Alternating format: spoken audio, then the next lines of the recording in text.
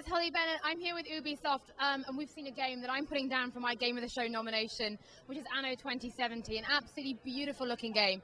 Now, this isn't obviously the first Anno game, is it? You've had Anno games in the past. Yeah, actually it's Anno 5, but this time everything is getting pretty much different. And all the old games were in the past, it was in the Middle Ages, and this time we're going into the future. And a future which is not far away, 2070, and everything changed. You're in the world of islands, the polar caps have melted, the sea levels have risen, and that means a whole new challenge for mankind. Now, with this one, you're coming into the game. Now, there's three main factions. That's mainly what the game is built around. We can be eco, or we can be polluting, or we can be science. Let's talk about those factions. Yeah, the game is pretty much different because the future is not like the Middle Ages. So we have introduced three new factions. You start with the Tycoons or the Echoes.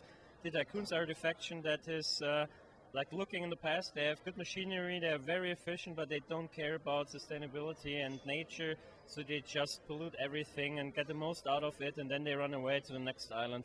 And the Echoes, they have learned from the past. They want sustainability, and they really have green tech.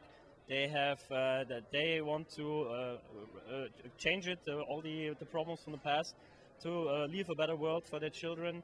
So and now, but if the objective of the game is still to build a huge world with a huge island world, and to do so, you need to balance the efficiency against the sustainability.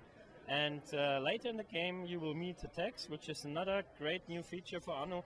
Because this time you can fly in the air and you can go underwater. So there will be a huge world underwater where you can build islands, like little cities underwater, producing stuff, transport them to the top to feed your people on the islands. So this is a great new world we're looking into.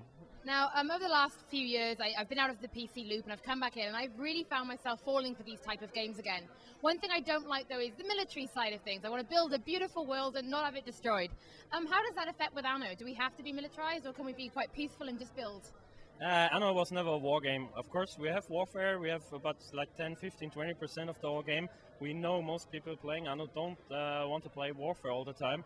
You can use it. It works this time with a brand new military warfare system in the game because it's based on flying units and not on units that are on the ground anymore, which is complicated in a game where in the end everything is there's no space to move anymore because of all these buildings. So this time we have airborne fighting units, but it's like 10-15% of the game, and if you don't like this kind of stuff, then you just don't do warfare. That's no problem in the game. Perfect. I don't want my beautiful city getting destroyed. Definitely. And one final thing, multiplayer, always very, very big with these kind of games. Let's talk about multiplayer. I can't say so much about the multiplayer, but we have a great new mode in the game. All the old Anno games were suffering a little bit from the gameplay time. A gameplay session of Anno, it takes like 10-15 hours, and that's very difficult to find a partner in the internet. So this time we've changed the multiplayer mode very much. It's now a social, big, rich multiplayer MMO-like experience. But that's something we are going to communicate on in the future.